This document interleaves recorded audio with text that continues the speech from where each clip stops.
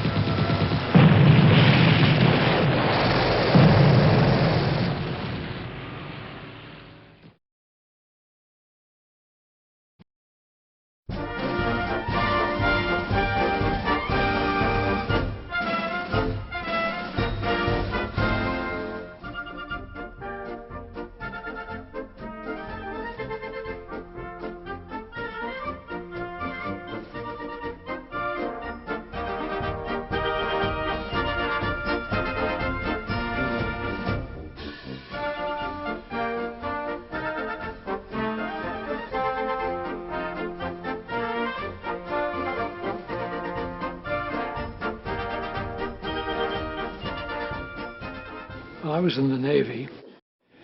I started at Great Lakes Naval Hospital for orientation, which was about 2 weeks, and then I was sent to sea. I met my ship right here in San Francisco, as a matter of fact, Vallejo. It was a destroyer, USS Russell, originally commissioned in 1939, served in the Atlantic with the convoying the Liberty ships to Great Britain before World War II started. And when World War II began, the ship then was shuttled through the Panama Canal to the Pacific, and we served in the Pacific the rest of the war.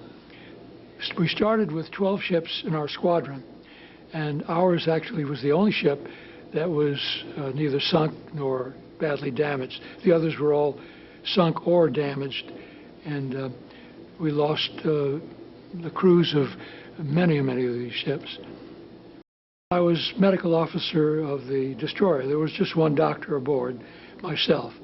I had 3 pharmacist mates, and that was the medical department of our ship. And we went from here to the Aleutian Islands for the Kiska and Attu invasions, and then from there we went on down to New Zealand, picked up the Marines for the Tarawa invasion in the Gilbert Islands. Following that, we went to the Marshall Island invasion, and then we spent almost a year in New Guinea. And from New Guinea, then we went to the Philippines for the invasion of Luzon and Leyte. We were in the Battle of Leyte Gulf. And from there, we went on to Okinawa. And that's when I finally was relieved from my duty. Aboard the ship, I actually practiced medicine like a general practitioner, because there were all sorts of things, rashes and colds and sore throats and things of that sort.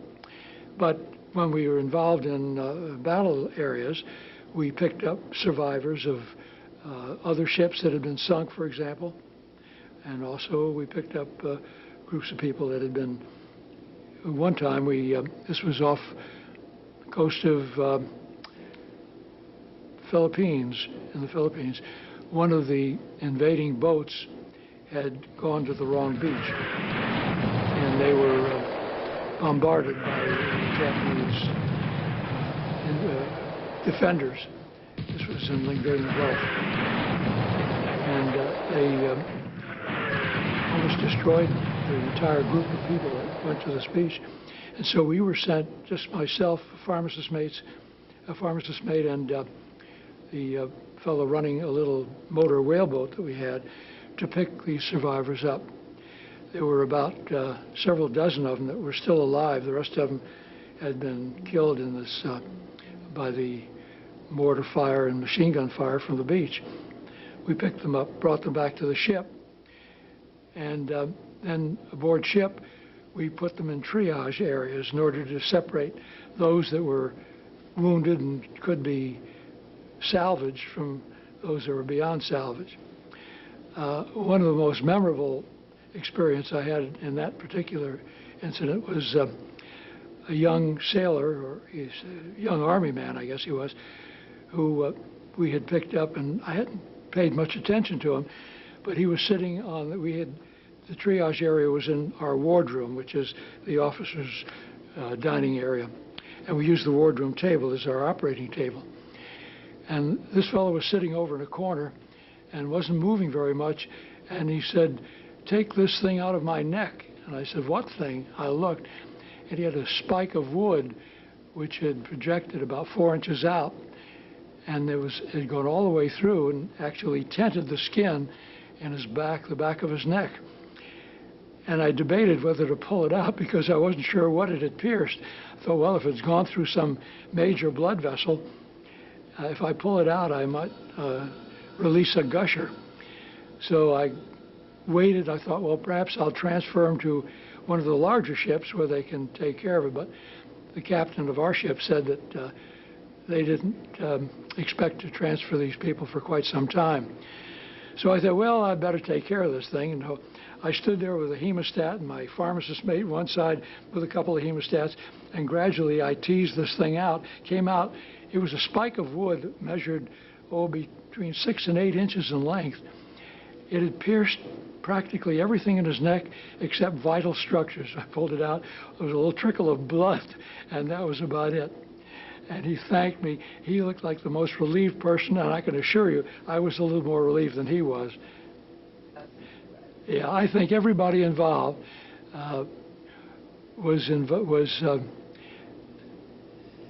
had some element of bravery involved in what they were doing.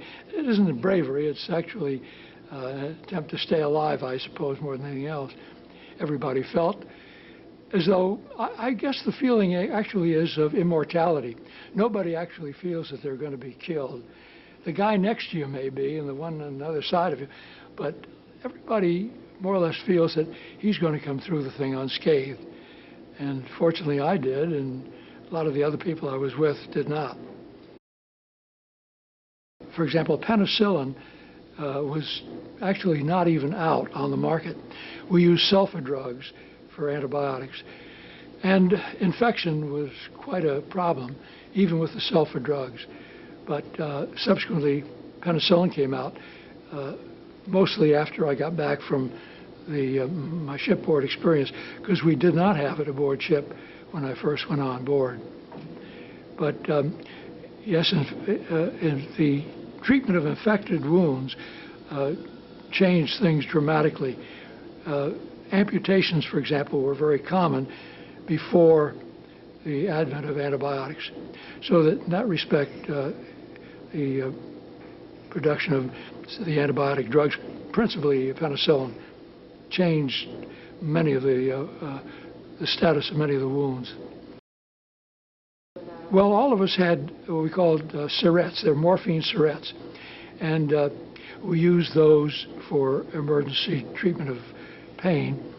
And they came in handy. They were little, I don't know if you've ever seen one, but they're little vials of morphine with an attached needle, so that all you had to do is just stick the needle in and squeeze it, and you gave them. It was a rather large dose of morphine, so you really knocked these people for a loop for a while. As far as other pain control measures were concerned, there are many, many improvements since then, but basically the same things were used in the treatment of minor pain. For example, we used codeine, other morphine derivatives. People we were dealing with were young. Aboard the ship, I think the executive officer, the captain, and myself were the oldest people aboard the ship. The rest of them were all between 18 and 20, 21 years of age. So that the resistance of these people to infection, for example, and their ability to recuperate was phenomenal. One of the interesting experiences I had, which actually doesn't relate to orthopedics but relates to general surgery. As an intern, I had assisted at appendectomies, but I'd never performed one of my own. I had a young seaman aboard our ship. We were out at sea alone, no other ships around, and this young fellow had what to me were symptoms of appendicitis. And so I waited for a while to see if it would improve. It did not. So I decided that he needed surgery, he needed to be operated on.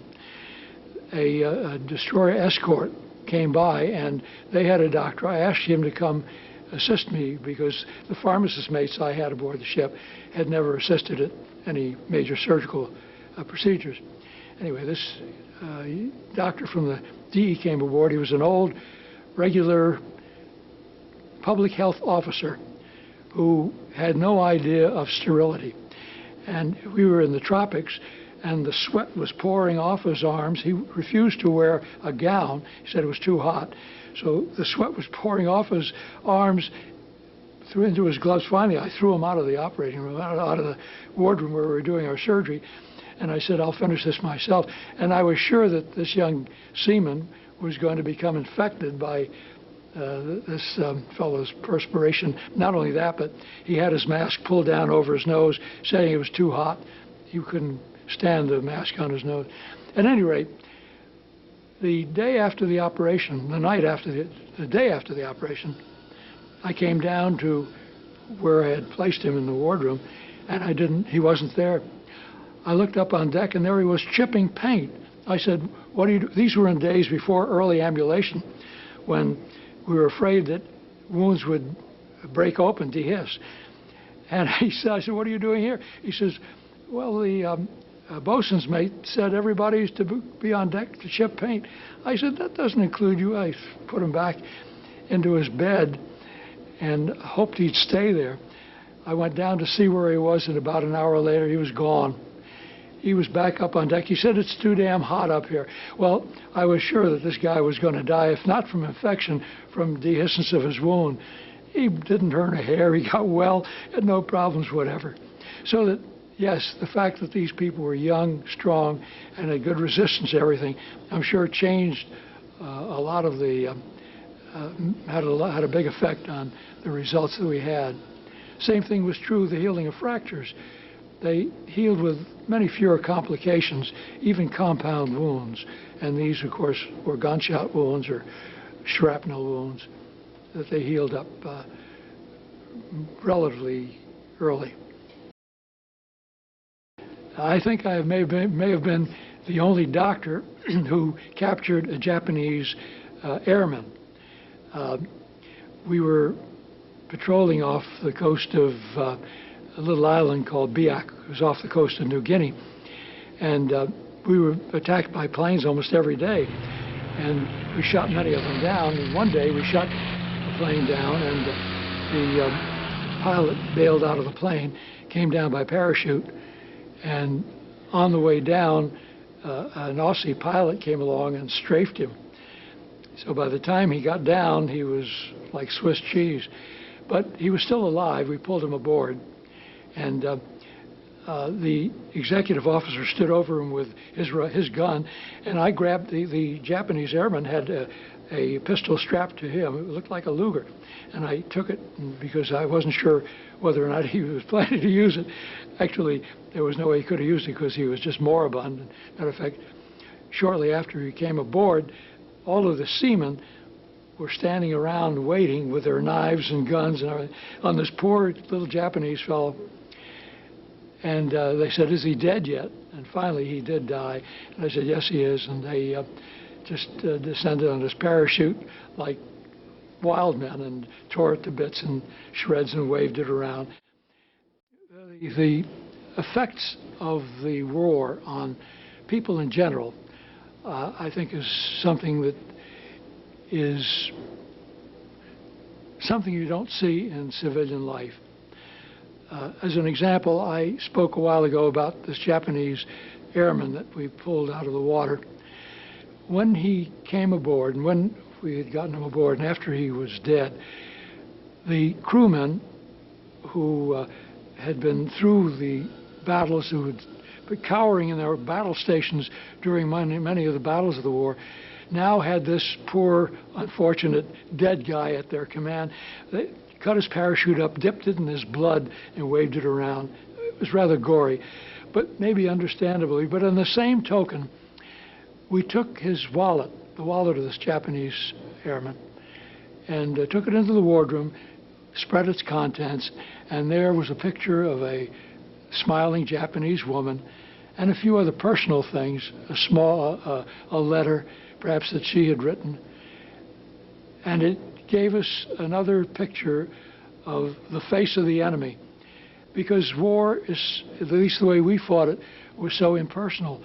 We never saw the people that were bombarding, or the people that the planes that we shot down. Most of them were destroyed, and they never saw these people. They never saw our faces either. This was one of the few times we had an opportunity of actually seeing the face of the enemy. Everybody looks upon the battles as a plan, very much like a football field with the X's and O's. But in actual fact, it's so much different. I know during several of the battles, particularly the Battle of the Leyte Gulf, I was on the bridge and listened to the confusion that went on. Nobody seemed to know where anybody else was. You would see flashes of light in the horizon. We didn't know whether they were our ships or their ships, and people would be sending us all over the place. Finally, we were sent to a Japanese battleship, a destroyer rather, or cruiser rather, had been hit, and it was partially sunk, and they asked us to go finish it off. And so we ran off to this place. Another ship came along, and we thought maybe they were going to fire at us, because, as I say, everything was in confusion. It was at night, of course. Most of these things took place at dark, which made it ever so much worse, more difficult. I learned what took place in the Battle of the Leyte Gulf about 2 weeks later, when I got a copy of Time magazine. Time would send out these, what they call pony copies. They were very small editions of Time magazine. And there it outlined the entire thing. I finally found out what I was doing all this time. When I went into the Navy, I had just started a residency, or was about to start a residency in obstetrics and gynecology. And I fully expected that when I was through, I would continue. Well, after I was through with my overseas duty, my shipboard duty, I came back to San Francisco, and the personnel officer asked me what I wanted to do, and I said, well, I'd like to continue with my work in obstetrics and gynecology. So he said, that's fine. I said, do you mean I get to do that? He said, I don't know, we just started doing this yesterday. Well, I got my orders, and it wasn't to obstetrics and gynecology. It was to Great Lakes Naval Hospital. At Great Lakes, the personnel officer said, what would you like to do? And I said, how about obstetrics? He looked down his list. He said, there's nothing open on obstetrics. How about orthopedics? That begins with an O. I said, I don't know very much about orthopedics, just what little exposure I had to it when I was an intern. He said, that's fine. You're in charge of a 60-bed orthopedic ward. And that's how my introduction to orthopedics began. Once I was there for about, it was about 9 months or so, the more involved I got into it, the more interested I became in it, and decided to continue with my work in orthopedics. It was influenced to some extent by a fellow ward medical officer, Ted Fox. Ted Fox had the ward adjacent to mine, and he had had about a year training in orthopedics before he went into the Navy.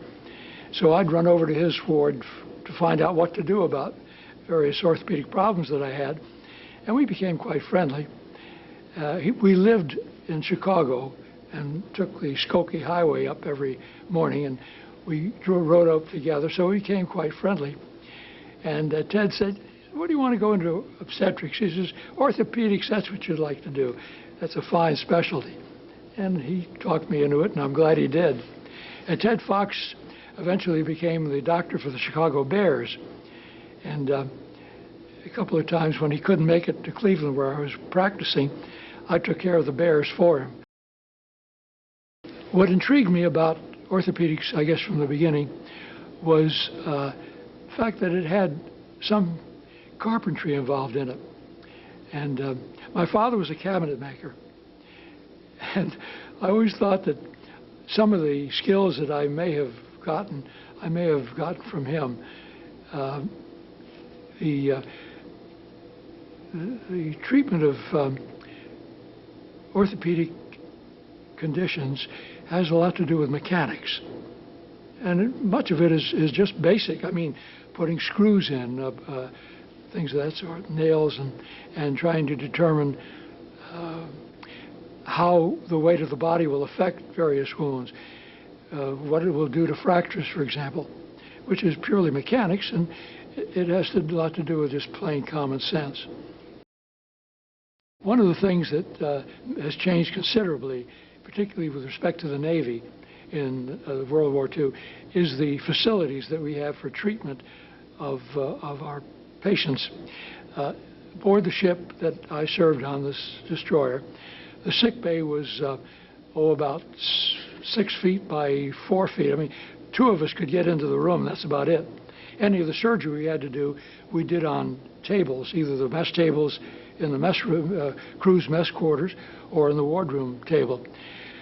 I recently had the opportunity of going aboard one of the new destroyers that's just been out. I visited the sick bay, which is a beautiful new big operating room. And I looked at this operating table, and there were obstetrical stirrups on the table. And I said to the captain, "I noticed that you've got obstetrical stirrups on the operating table. What do you think about women in the service and on a combat ship?" He said, "It's official naval policy." I said, "What do you think about it?" He said, "It's official naval policy." So that in one respect has changed. There are women aboard combat ships today. In times that I served, we were dependent upon hospital ships where there were nurses and doctors, and also the larger ships such as the cruisers, battleships, and aircraft carriers, where we could transfer our patients when we could do nothing more for them. We were able to treat wounds, treat injuries initially, but anything major, of course, we would have to transfer them for additional care, if nothing more than just for a bed to put them on, because the crew's quarters were not functionally capable of even keeping anybody post-operatively for any period of time. The most significant things, and there are a number of them in the 20th century in orthopedics, are first of all the diagnostic techniques that have improved so much. Scanning techniques, for example, the use of radionucleotides in diagnosis and bone scans, for example, MRI scanning, CAT scanning. Those have made diagnosis and treatment so much better than it was in the years before we had them. X-ray techniques in general have improved. Ultrasound has helped to some extent.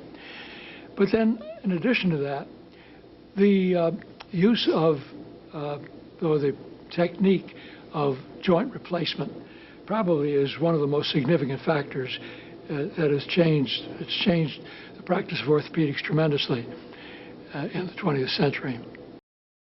Orthopedics is, to my way of thinking, the most rewarding of all the specialties, because except for a few areas where we see patients who are terminal, bone tumors, for example, and especially bone tumors in children, which is a very disheartening thing to treat.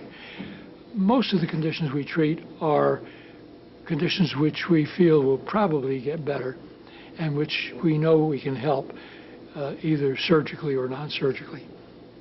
So that from that standpoint, it's a very rewarding specialty. And patients, I think, feel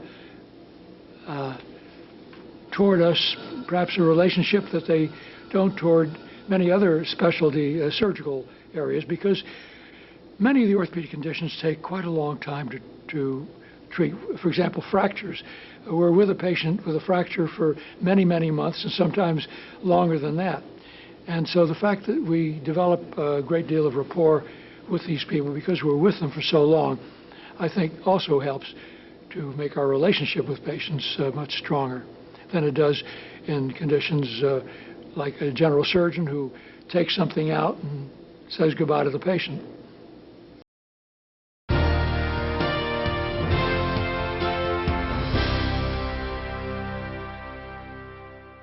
The ship that I was on was a very close-knit group of people. And particularly when you're that close to a number of people for that long a time, you know everything about them.